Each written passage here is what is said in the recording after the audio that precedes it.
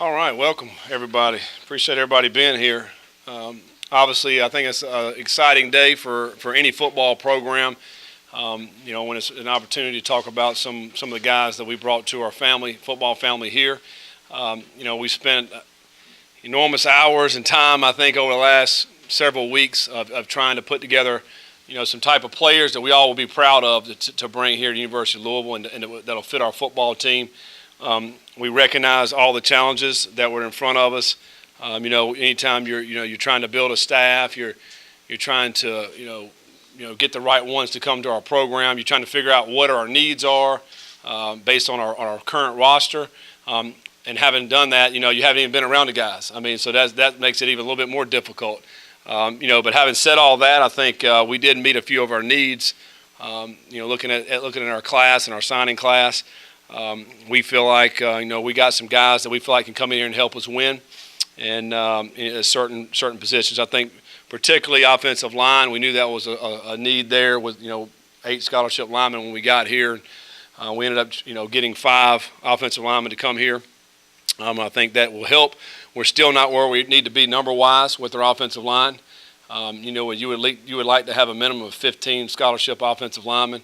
As we look at as a parameters for your class and your team, you're going to look at each position and have a certain number of scholarship players that you want to have at that position, and that's certainly a number that we have continued to increase, and so we'll continue to evaluate offensive linemen. I think we met a need at linebacker. We ended up signing 4 linebackers in this class, and so that will help us as well. Another particular need we have is at tight end. No question about that, and again, we'll continue to recruit tight ends. Hopefully in this class that we can bring in, and that could be a grad transfer as we move forward this spring. And then other players that we sign, we feel are good, obviously good players. We'll kind of get into these players as you look offensively. Offensive line wise, some of these guys, fit certain needs. Williamson, we talked about him in December as an offensive tackle. Brown's a really big player, a big kid, big, strong player that can help us in the inside position, probably at guard. Black played defensive line / offensive line down in Georgia. Very fast, very quick twitch. A little bit undersized as far as 260 right now, but will be a 300-pounder pretty easily. But he has the speed that we like up front. Gregory, really not a highly recruited player, but a really, really good player. A really, really good player. He is very aggressive, very strong player. He'll come in here and be one of our stronger old linemen right now when he shows up here. Again, he's a guy that kind of really over the last year developed. I think he was probably 2 years ago was 5'11", 220 pounds. And so he's obviously gotten a lot taller, gotten a lot bigger and stronger. He is an extremely hard worker. He's just going to help us culturally as well. The kind of work ethic that he brings here with a chip on his shoulder. And then, of course, McCoy is a grad transfer that has played a lot. I think I started 15, 16 games down at Florida, whatever it may be. So a lot of starts down there. So he brings us some extra depth that we need there as well. Evan he's been a great surprise for us. He just got here in January. He's one of the hardest workers on our team right now. Just got here. And that's what you want from your quarterback. A guy that's going to come out there and work his tail off, but he's always over here getting extra work, going to throw. Really, really impressed by him. Aiden, the same thing. Both of these guys are awesome people first and foremost, and just being around them now here, the last several weeks, hard workers. Aiden looks like you want him to look.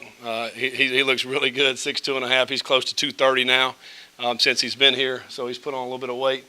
So really excited about him as well.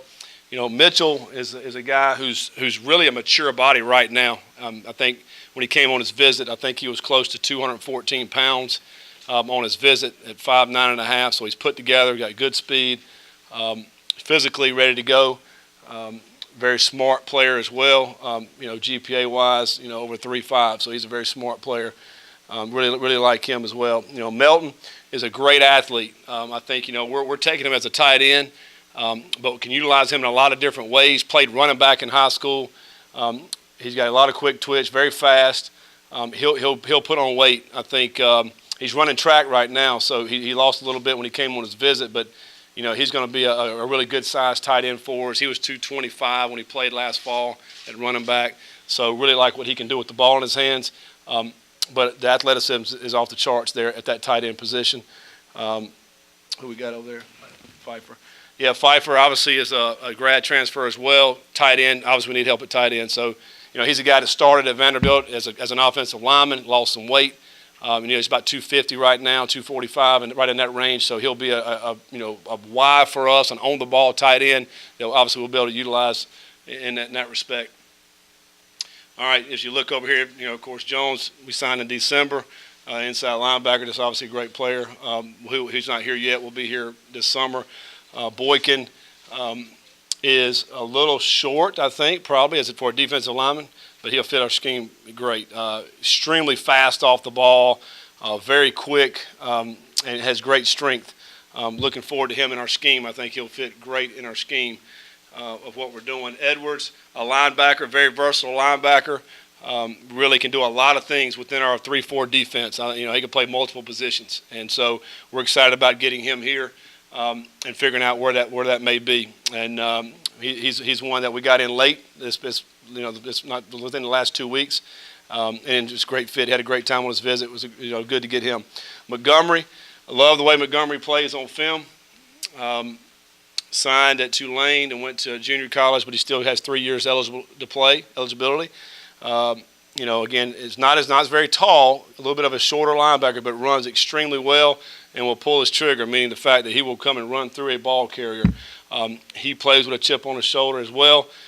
He will be a really good player for us. We're so excited about getting him here, just the way he plays. And Smith and Starks, obviously both of those players are going to be really good players for us. I think Starks is a player that we have been recruiting him for many, many years. His brother actually played for us at App State. And Starks visited, I think, 4 other, Power 5 schools and ended up getting him right here at the end. It was a great get for us. So obviously we're excited about all these players. Can't wait to get started with them and get them here. And, it's one of those things. I don't think you've ever heard a head coach, be disappointed in his signing class. Obviously you're going out and getting the ones that you want to get. The challenging thing for us is the fact that, here at the end, probably, I don't know what the numbers are. You guys may know, 85% of the guys signed in December, whatever that may be. So that part makes it hard for us. I think for us moving forward in our 2020 class, man, we're so excited for that. We had a junior day this past weekend. Great reception for that. Those juniors, getting them over here, particularly the local kids that are playing here that are really good players, and we got great response from that. And so we're so excited about moving forward to 2020 and getting these guys up to visit, get around our staff and our program, and we'll be able to sell these kids on that program. So with that, open it up to any kind of questions. Coach, were you surprised at all with just the challenges of the job, early signing day, and kind of scrambling to get this class together? Not surprised. I figured that was the way it was going to be. It's it's going to be a challenge. Number one, you got to build a staff. And then with the early signing period, we had a week on the road, with not a full staff. And then, of course, you got a break and you got a dead period. Then you only have about 3 or 4 weeks to go out here and get put together a class, and it is very challenging. I think the schools across the country that had that challenge, we're all in the same boat. You're trying to get on guys late and trying to build relationships in a short period of time. It's a relationship business. There's no question about that. And then you try to sell your program, sell about what you're going to be doing, and then you want to get the right fit. So all those things, having said all those things, our staff did an outstanding job of just really going out and working their tails off of trying to find the kind of players we'll be proud of here. And so we felt, obviously you can always do better. I don't care what kind of class we sign. I feel like we'll always be able to do better. So that's what we're striving to do as we head forward. And it's not over for us. We're going to still obviously recruit and look for players. And, if there's guys out there that we feel will help us, and we'll continue to try to bring them in. How has the transfer portal and grad transfers in general changed the recruiting process? Yeah, it's really changed it a lot. I think as you look at basketball, how the transfer thing in basketball has escalated, and now we're headed in that direction for football. And, if the rules don't change, it's going to continue to grow more and more and more. And, then you're going to be looking at guys, depending on what level it may be, you're going to be looking at, really the the rich going to get richer is what's going to end up happening. And particularly if these guys are able to transfer, not being a grad transfer, I'm talking about the other ones that transfer and they're able to play right away. And they're trying to make this happen. Some of these players and these staffs and really the NCAA is looking at this as well, and how many have they really just shut down? I mean, those are the things. If we do that, we're going to open up a can of worms. And so what you'd like to see happen is a guy signs at a school and he plays his ball at that school, and that's where he finishes out. I mean, that's where you'd love for it to happen. I know there are extenuating circumstances, and guys are going to be able, they should be able to leave if that happens. But you don't want to get to a point where guys are transferring every year and you're having, open up this can of worms. We don't want that to happen. Scott, you talked about the offensive line and how important it was. Two of the guys that you signed could play center. Was that a position of need that you thought? And then maybe expound a little on McCoy. I mean, he has SEC experience there. Yeah, well, that guy touches the ball every play. And so, you got to have a guy that can snap the football. That's number one. And you want to have several guys at that position. You get a guy dinged up at the center position and you don't have any depth right there. Now you're trying to cross-train a guy that really hadn't played much center. And so we want to be able to have, at least three guys that we feel comfortable about going in there and playing center. Obviously McCoy's played a lot of football, and that gives you some depth. If he can come in and help us there, that'd be great. Cole Bentley's been the starter here. He's been a good player. So, but you want to have enough guys. I mean, it's not like it's the same thing at the quarterback position. I think we got 3 quarterbacks on scholarship. I like to have 5. Because you better have a quarterback. If a guy goes down, you better have the next one, and so on and so forth. So it's not a knock on our players here. It's about having enough depth, quality depth, guys that can come in and help you win championships. I mean, so we're going to continue to be able to do that. But center is obviously an important position for us. I think we needed to have some help there, but quite frankly, we need help at all positions on the offensive line. Tackles are always to me, the offensive tackles are the hardest players to find every year for every team. And so, obviously, we're always going to be looking for tackles as well. How did you balance the need for guys to fill spots right away, like tight end and quarterback, with the thought of you'd like to get a high school recruit that you can develop with the program? How do you balance that?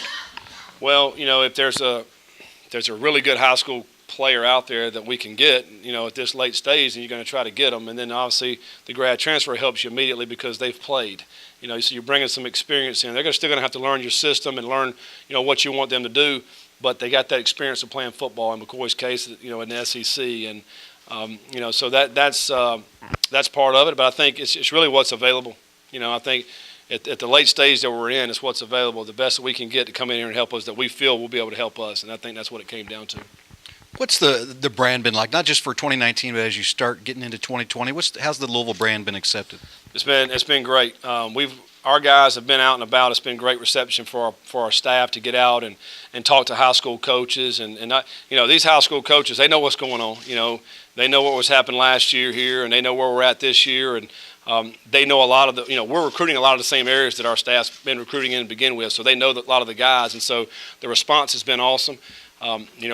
Particularly moving forward, I think, for the guys that are 2020, 2021, about getting them up there. Coach, we're going to send these players up there to come see you guys. And I think that's what it's all about. I think for them to be able to go out. They've been very receptive for us and our staff and the Louisville Brand. What this program's done in the past, I mean, it's been awesome. I mean, you think about some of the guys that they've put in the NFL here. It's been tremendous. And so guys know that they come here, they got an opportunity to play at a high level and then pursue that dream to play at the next level as well. So, for us, it's just about getting out there and getting them on campus, getting around us, and to know that they're going to be a part of a great program. On that note, how nice is it when Lamar Jackson stops by and some of the other pros? No, it's been awesome. It's for those guys to stop by here, and I want to embrace those guys. But they helped build this place. They helped build this building and this stadium and all that. And they've been awesome to be around, and they have so much pride, as they should, in the program. And I'm welcoming them with open arms to come back and really be involved in the program. We want them to be involved. They're awesome. Lamar, for the first time, he walks in our staff room. Hey, coaches, what's going on? As if he knew us. I've never met him. So he was awesome. It's great to be around, and I just think that you have to utilize them, and we have to utilize everybody that's a part of this program to help us continue to elevate the program. You mentioned Boykin would be good in this scheme. What is it about your scheme that fits what he does? Yeah, his quickness. Because up front, our defensive line, we're gonna move those guys a lot. We don't ask those guys to come take on an offensive tackle or guard straight up and try to push them back. We're gonna slant, angle, move the guys a lot. So his quickness, his balance, his ability to use his hands and to create havoc up front is going to free up linebackers, but also he's going to be able to make plays. I think more than anything, like what we want to try to recruit is speed and quickness, and that's at every position. As you look at our offensive line, I mean, obviously the same thing. We want those guys to be able to move. We don't want guys that can't move. I think this is a game of speed, and you want to have speed at all positions. The faster our team from top to bottom is, the better we'll be as a football team. Now, obviously, you want length. We got to get length and strength and all those things as well. But the quickness and the speed, I think, is where you really can show how good you can be. If you go back and just look at some of the best players, they can all run at all positions. Coach, in the midst of recruiting, have you even had time to get a spring practice schedule together? We do. We have the spring practice schedule together. We're starting next Monday, and so we're looking forward to getting out and getting with our guys. It is early, but we've got a great plan with that. Getting our practice done, we'll be finished before spring break, and we talked about this, having a spring event for our football March 7th on that Thursday. Open that up, to everybody, and it'll be a heavy scrimmage that day. We'll play football, and so everybody will get to kind of see where we are. And that's the 15th practice, and that'll give us 15 days to at least implement some offensive, defensive kicking, and see where we're at, and see what kind of football team we may have moving forward. With linebacker, you signed 4 guys. How different in the scheme? More important, linebacker, obviously, you'll use more of them on the field. But you needed to build some depth there as well. There's not a lot inside. No, that's right. Yeah, you're exactly right. Yeah, inside, those guys, again, all 4 spots need to be able to run. But inside, you need to have a little bit more size inside there. We would like to have those guys 235, 240, somewhere in that range on the inside part of those linebackers, what we call Mike and Will, and allow those guys to run and make plays. And again, we've got a couple guys that have played at a high level last year, but we've got to get more depth there and play more guys. And then as you look at the outside linebackers, we're asking them to do some different things at the outside backer, whether it be rush the passer, drop in coverage. They're going to have to be able to do both. So you want those guys a little bit more agile and a little bit more ability to be able to do both things. Scott, you mentioned still going out and searching for more players, Yeah. graduate transfers or whoever is still looking for a spot. Is it fair to, obviously attrition happens, do you have a personal approach for how you deal with that reality as the offseason goes along with guys making room for spots? Yeah, I think, overall, every team throughout the country will have some attrition. It just happens, for whatever reason. We all don't want to think the negative things that may happen with attrition, but in reality, you're going to have, on average, 3 to 4, 5 on average. And so you kind of account for that a little bit because you don't want to go into next fall sitting there with 78 players on scholarship, when you can have 85. So I think recruiting, it never stops. As we look toward 2020 the class in 2021, we're still looking at 2019, in case something does happen. And as all these college football teams go through spring practice, there'll be some guys right there when they come out of spring, maybe their scheme changed or whatever, they don't fit there, whatever it may be, and they may be looking to go somewhere. There'll be some other guys that'll graduate in May that'll be able to go somewhere, so we'll continue to keep our eyes open for guys. It may happen, it may not, we'll see where that is down the road. You mentioned start of spring practice on Monday. You mentioned some of you want more of this position, less of this position, whatever it may be. It seems like one way to do that is you can move around guys currently on the team. Do you have an approach for how you do that, whether it's a defensive lineman or to a linebacker or tweaking guys' positions? Well, we just got to get around them. We got to get around our guys, and that will happen. There'll be some guys that'll move, from a linebacker to a DN spot, or a D lineman may move to a tight end or an O-line spot. So those things could potentially happen. A corner may go to safety, or and it'll happen every year, and we just want to put those guys in the best spot to make plays, not only for them, but also for our football team. And, you have to have buy-in from these guys. So some guys think, I'm this and not that. But, if you can kind of convince them, hey, you may be this, and you can make some money if you move to this spot right here. They may want to do it then, So you got to find ways to try to see where these guys will go. I think ultimately players want to play. They want to play. So if they're in a position where they're not really playing as much, but if I can move here and I can get on that field, then move me, coach. That's what I want to do. And so ultimately that's what we want to do. So and it's hard to say right now because we haven't been around them. As we get around them, we'll start seeing where these guys are best fit for our schemes. Scott, when we talked to the guys a couple weeks ago, a couple of them when we were here watching them work out, they talked about the culture, and I know you talked a lot about it. How do you feel like it's gone so far, and then the competition that they've had in the weight room so far? Yeah. Well, from the first week till this week, it's tremendous improvement. The first week was tough. But all that does, and it'll continue to get better and better as we move forward. We're going to create teams within our team, and we'll put more of that out there. That's going to be really neat. These guys are going to really like that. And really, what we've seen from the first week of workouts in January to right now, they've made tremendous strides, and they'll continue to do that. I think for them, they're anxious to get on the field and play some football now, and so we'll do that, for the next 5 weeks, and then when they get back from spring break, then it's, they're going back to training, 7 weeks of running and lifting and competing in everything that we do. And slowly but surely, that competitive culture that we're creating will come to fruition. And it's not happening overnight. We talked about that before. It'll take a while, but the guys are really loving what we're doing right now. We're creating some leaders within the team, and we'll put more of that stuff out as we move forward with that. You've mentioned trying to fill the numbers at certain spots, offensive line, linebackers. On that note, how much do you expect these new guys to impact right away? Well, we'll see when they get here. It's I tell all freshmen that are coming in, particularly grad transfers, we want them to impact immediately. But the freshmen coming in, we tell them to, hey, come in to compete right away, as if you're going to be the starter. That needs to be your mindset when you get here, and if you're not, then we'll figure that part out. But you need to have that mindset of working your tail off to when you get here, you're competing for a starting job. I believe in competition, and this is at every position. So if a guy's been a 2-year starter, a 3-year starter, you're still competing for your job, and somebody's trying to come in here, they're trying to get that job. I just think that just makes everybody better. And it's not a thing where, you're downgrading your teammate. No, you're just competing. We're competing in everything that we do. So these guys, I hope some of these guys can come in and help us play. I really do. That's the reason why we recruited them. With the guys on this team, how much going into spring practice you try to educate yourself about those people, or as opposed to keeping an open mind and clean slate and that sort of thing? Yeah, that was the first thing we told them, is that it's a clean slate, guys. I don't know, maybe you didn't work as hard before.